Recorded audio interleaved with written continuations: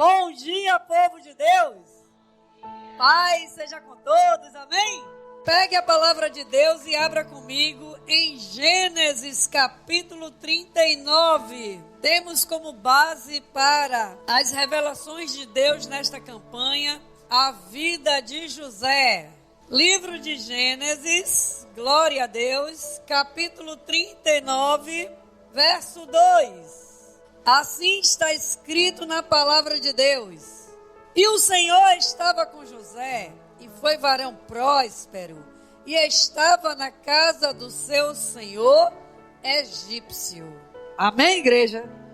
Pai amado, Deus bendito e todo misericordioso, acabamos de ler a tua palavra e sabemos que é do Senhor. Por isso nós te pedimos em nome de Jesus, que neste dia chamado hoje, aqueles que se fazem presente neste lugar, aqueles, meu Pai, que ouvirão posteriormente esta palavra, que o Senhor venha abrir a mente, o entendimento, o coração, Senhor, para receber o maná que está descendo dos céus. Pai, nos revela, porque nós precisamos ouvir a Tua voz. Nós queremos, Pai, uma mudança em nossas vidas. Por isso nós te pedimos que a Tua palavra penetre no mais profundo do entendimento desta pessoa e que produza o resultado para o qual está sendo enviada, em nome de Jesus. Amém, igreja? Meus amados, prestem bem atenção. Para uma vida vitoriosa, nós precisamos confiar em Deus e nas suas promessas. Porque a palavra de Deus, ela já nos remete grandes promessas do Senhor para a nossa vida, para uma transformação em nós. E é isso que Deus quer. Mas nós precisamos ter paciência em receber tais promessas. Porque a nossa recompensa, a obediência e fidelidade de Deus, não faz com que as bênçãos elas sejam liberadas imediatamente. E tem muita gente impaciente. Tem muita gente que busca Deus, mas ele quer uma resposta imediata. Ele quer uma solução imediata para o seu problema, para esta causa. E a falta de paciência faz a pessoa perder a sua bênção. Então nós precisamos entender que assim como José, que perdeu a sua liberdade, perdeu a sua família, porque os seus irmãos, por inveja, por raiva, eles lançam ele numa cova, depois ele é vendido aos ismaelitas, e ali ele é feito de escravo, ele perde tudo, ele perde a posição de filho da promessa, porque José também era filho da promessa. E assim, quando ele perde tudo, ele poderia blasfemar, reclamar, maldizer, poderia ou não poderia? Poderia dar as costas a Deus.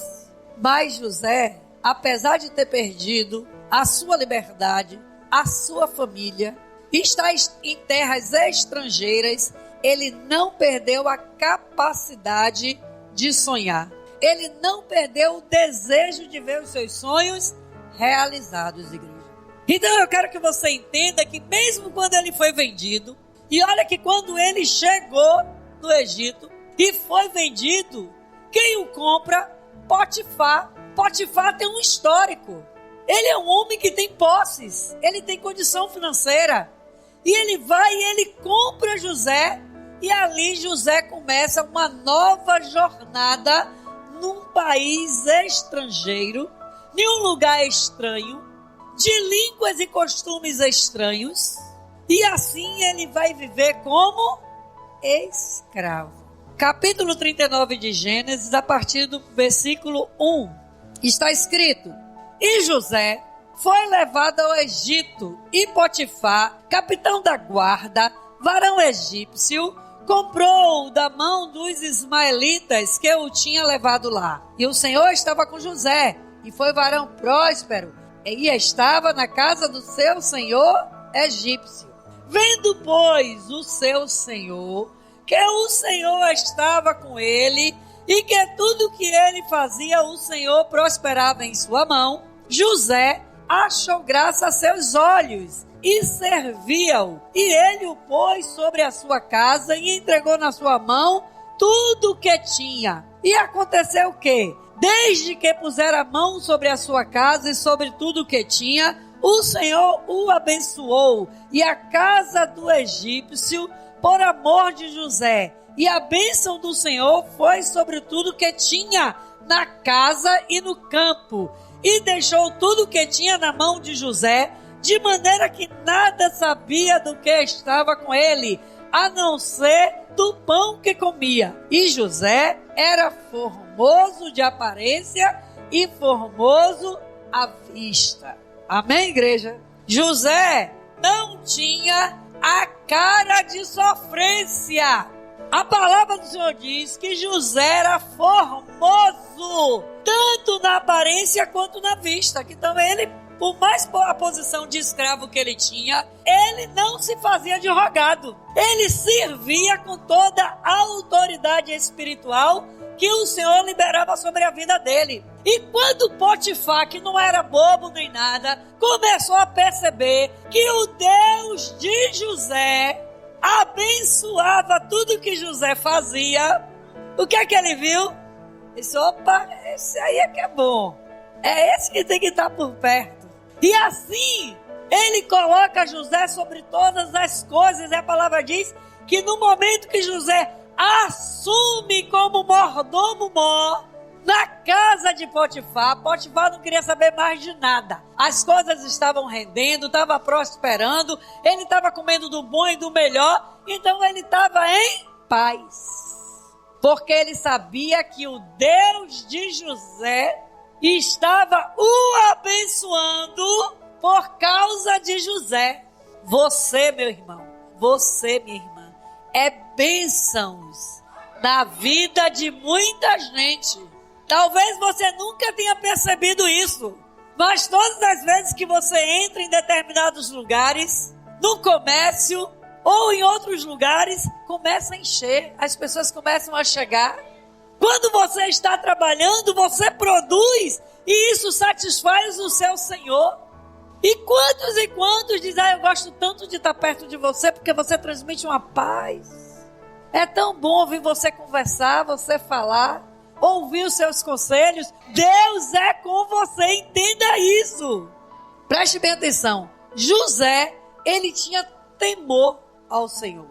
E o temor de José fazia com que Deus o abençoasse ainda mais. O temor de José a Deus era tão forte que olha só o que diz aqui no versículo 7 do capítulo 39. E aconteceu, depois dessas coisas, que a mulher do seu senhor pôs os olhos em José e disse, deita-se comigo. Porém ele recusou e disse à mulher do seu senhor, eis que o meu senhor não sabe o que há em casa comigo e entregou em minha mão tudo o que ele tem. Ninguém há maior do que eu nesta casa, e nenhuma coisa me vedou, senão a ti, porquanto tu és sua mulher. Como, pois, faria eu este tamanho mal e pecaria contra... Tá vendo? Ele diz, oxe, por respeito ao meu senhor, a Potifar, que confia em mim, que delegou tudo nas minhas mãos, e a senhora é mulher do meu senhor, como você acha que eu vou fazer esse tamanho mal? Ele caiu fora da cilada do diabo. Ele caiu fora. Olhe para o seu irmão e diga, caia fora. Porque ele sabe o que você está falando, viu? Deus agora está te usando para falar com ele. Diga, caia fora. Observe bem. O Senhor Jesus, ele registra lá em Mateus capítulo 6, verso 33, que buscai primeiro o reino de Deus e a sua justiça, e as demais coisas lhe serão. Então você não precisa fazer nada que venha trazer danos para a sua moral e para a sua comunhão com Deus. Porque Deus, ele já afirma, busque primeiro a ele, a sua justiça, porque as outras coisas serão acrescentadas na sua vida. Você não precisa ser enganador, Você não precisa ser enganadora. Você não precisa viver uma vida de fingimentos. Você não precisa fazer nenhum tipo de falcatruas. Você precisa ter temor a Deus. E esse versículo que está em Mateus capítulo 6, verso 33, José, ele representa muito bem como isso funciona na prática. Foge da aparência do mal. A fé de Jesus e a sua confiança era tanto em Deus, e o seu temor fazia com que ele se apartasse até mesmo da imoralidade. Ele não poderia se aproveitar da mulher de Potifar? Será que isso ia trazer benefícios para ele? Talvez sim, mas benefícios momentâneos, benefícios carnais. Mas aquilo que o Senhor, ele dá deliberadamente para você é seu. Ele não toma de volta. José, ele não cai na tentação de se deitar com a mulher do seu senhor. Mesmo ele sendo escravo, ele foi fiel. Fiel a Potifar e fiel a seu Deus. Mas a história nós sabemos. Que a mulher de Potifar, ela faz um estardalhaço danado e diz que ele tentou se aproveitar dela. Só que, particularmente, eu estou falando por mim, viu? Não está na palavra, não. Eu digo a você o seguinte: Potifar conhecia a peça que tinha dentro de casa. Porque aquela acusação era acusação para a morte imediata do escravo. Mas o que é que Potifar faz? Ele pega e manda ele pro calabouço, manda ele pro cárcere. Manda ele deixar ele lá esquecido. Mas, aos olhos de todo mundo, isso era uma penitência também muito grave. Ele não tinha mais nem a luz do sol para se ver. Ele ia ficar lá até morrer. Só que Deus era com José.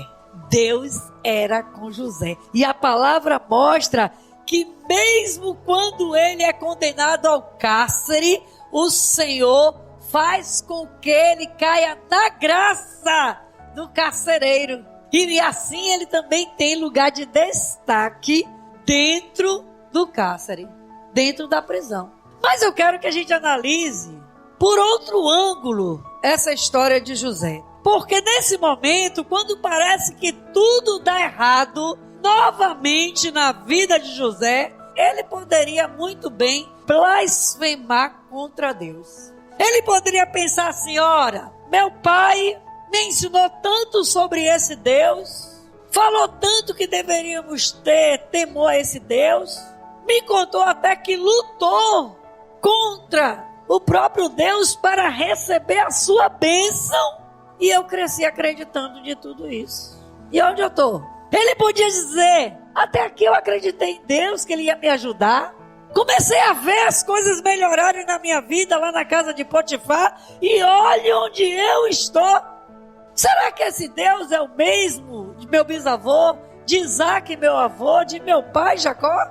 Será que é esse mesmo Deus que eu estou servindo? Será que eu fiz certo? E por que eu estou aqui? José poderia pensar assim? Poderia ou não poderia? José estava no Egito, ele poderia também dizer: aqui no Egito tem muitos deuses, tem muitas divindades. Os egípcios acreditam nos seus deuses. Será que eles são verdadeiros? Será que se eu me alinhasse com um Deus desse, eu mudaria a minha história? Será que se eu procurasse outro Deus para a solução do meu problema, ele não poderia pensar assim? José poderia pensar assim como você pensa. Quando você acha que Deus não está te vendo. Quando você acha que as respostas para a sua causa não chegaram. Observe, naquela época, lá no Egito, existiam 365 divindades. Ou seja, era um Deus para cada dia. Tinha Deus para tudo. Tinha divindade para toda coisa. Mas José, ele poderia sim mudar o time dele. Ele poderia até, para satisfazer aquela nação, e se entregar ao Deus Ra, que era o próprio faraó, se considerava um Deus. Ele poderia se converter a qualquer deus do Egito. Talvez assim, algum deles resolvesse o problema de José. Talvez algum desses deuses pudesse dar um jeito na vida miserável de José. Talvez. José poderia pensar assim e abandonar o Deus vivo. Porque nós pensamos assim. Não é a mim que você tem que responder, mas é a você mesmo. Quantas vezes você já abandonou Deus? Quantas vezes você já virou as costas para Deus? Quantas vezes você acreditou em pessoas e não no Deus vivo? Isso acontece quando nada dá certo da nossa vida. Isso acontece quando o dinheiro acaba. Acontece quando as portas se fecham. Acontece quando as doenças nos consomem. Acontece quando o casamento acaba. Acontece quando nós perdemos nossos filhos para as drogas, para a prostituição, para o crime. A gente fica se questionando. Mas eu quero que você entenda que nós passamos por provações, passamos por perseguições, passamos por humilhações. Muitos até já perderam tudo. Estão reconstruindo uma nova vida. Mas não podemos desistir do nosso Deus. 13 anos de espera foi o tempo de José. 13 anos. Ele esperou com uma atitude ao longo desses anos fantástica. E que nós precisamos aprender também. Porque José, ele não pecou contra o seu Deus. Ele não desistiu de estar na presença de Deus. Ele não blasfemou contra Deus. Ele confiou e soube esperar com paciência no Senhor. Olha para esse irmão que está do seu lado e diga: deixe de impaciência. Essa pessoa está muito danada, está muito impaciente. Espera, porque a fé de José era inabalável. Inabalável. Ele dizia consigo mesmo: eu não vou me converter ao Deus Sol, ao Deus Lua ou a qualquer outro, porque o Deus vivo me revelou em sonhos. E aquilo que Deus promete, Ele faz se cumprir em nossas vidas. Ele cumpre nas revelações do Senhor. Ele diz a José que um dia o sol, a lua, as estrelas vão se inclinar. Um dia você vai ver isso na sua vida. Eu não sei quem vai estar simbolizando o sol, ou quem vai estar simbolizando a lua, ou quem vai estar simbolizando as estrelas, mas você verá essas pessoas se inclinarem. Reconhecer que você é grande, reconhecer que você é vitorioso, vitoriosa, reconhecer que você tem um Deus que vai mudar a sua história. Para que não fiquem minhas palavras, vai comigo em Deuteronômio. Deuteronômio, capítulo 31, verso 6. Todos acharam? Assim está escrito na palavra: esforçai-vos e animai-vos, e não temais, nem vos espanteis diante deles, porque o Senhor vosso Deus é o que vai conosco, não vos deixará, nem vos desamparará. Olha o que Deus está dizendo: esforça-te, tem bom ânimo, porque Deus está pelejando a sua peleja, igreja. A própria palavra de Deus registra isso, que mesmo José, como escravo, encarcerado, parecendo que tudo tinha acabado, ele era um homem próspero. Olha só, Deus está dizendo que José era um homem próspero, próspero dentro da cadeia. Talvez o seu olho só veja prosperidade quando o bolso está carregado de dinheiro. E não é assim. Deus, ele vai ajustando todas as coisas para chegar nesse patamar. Mas você tem que começar a ver a prosperidade na sua casa, a prosperidade na sua vida espiritual, a prosperidade na sua saúde, a prosperidade nos seus relacionamentos. Você tem que ver as mudanças. Então existia benefícios na vida de José, que ele sabia que Deus estava o guardando, o protegendo, o livrando. E você não percebe nada disso na sua vida, gente. Fica até amarrado. Você tem que olhar com os olhos espirituais, para que você possa ver as mudanças que o Senhor faz na vida de cada um de nós. E sabe por que José era um homem próspero? Porque o Senhor era com José. A palavra nos mostra que se Deus estava com José, era porque José confiava em Deus.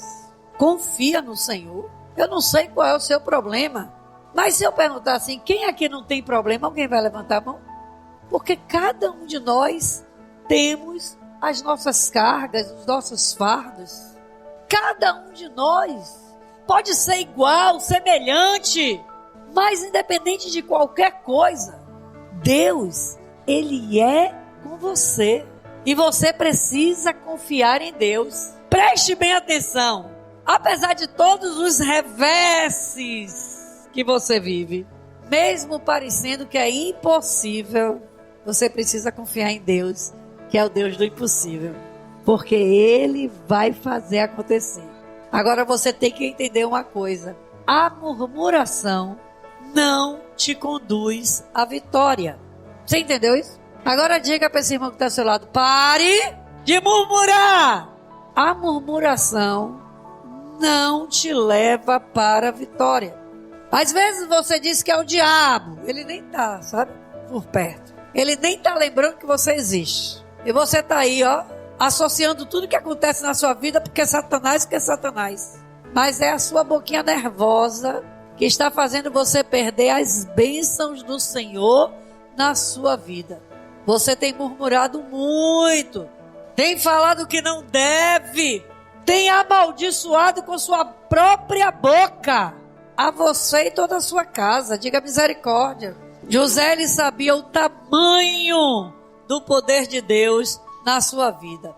E não importava o quanto de reveses ia acontecer na vida de José, ele estava firme. Ele estava passando pela prova, dando glória a Deus. E você precisa passar pela prova aprendendo a dar glória a Deus. Tá faltando? Dê glória a Deus. Tá doendo? Dê glória a Deus. Você perdeu? Dê glória a Deus. Conquistou? Dê glória a Deus. Porque aquilo que a gente acha que é ruim para as nossas vidas, muitas das vezes é livramento de Deus para cada um de nós. Vai comigo em Epístola de Paulo aos Hebreus, aleluias, capítulo 13. Epístola de Paulo aos Hebreus, capítulo 13, versículo 5. Todos acharam? Capítulo 13, versículo 5. Assim está escrito na palavra do Senhor: seja vossos costumes sem avareza, contentando-vos com o que tendes, porque ele disse: não te deixarei, nem te desampararei. Dê um glória a Deus. E assim, com confiança, ousemos dizer, todos juntos agora: o Senhor é o meu ajudador, e não temerei o que me possa fazer o homem. Dá um glória a Deus e aplausos ao Senhor.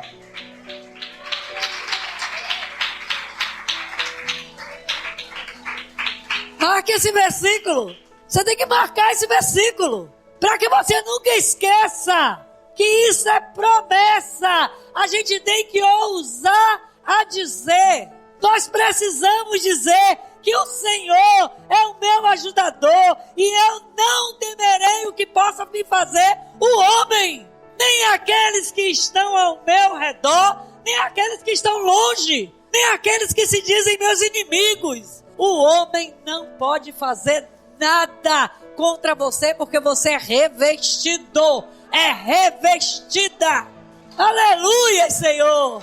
Aplauda Ele.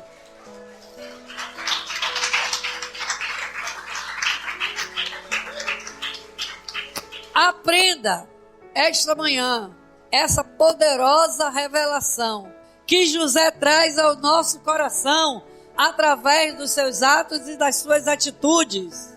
A revelação de hoje é: Deus é contigo. Diga para o seu irmão, diga para ele: Deus é contigo. Amados, Deus é com você. A confiança em Deus fará com que você esteja com Ele sempre. E se você estiver com Deus, Ele vai estar com você, diz a palavra, e você verá prosperidade em tudo.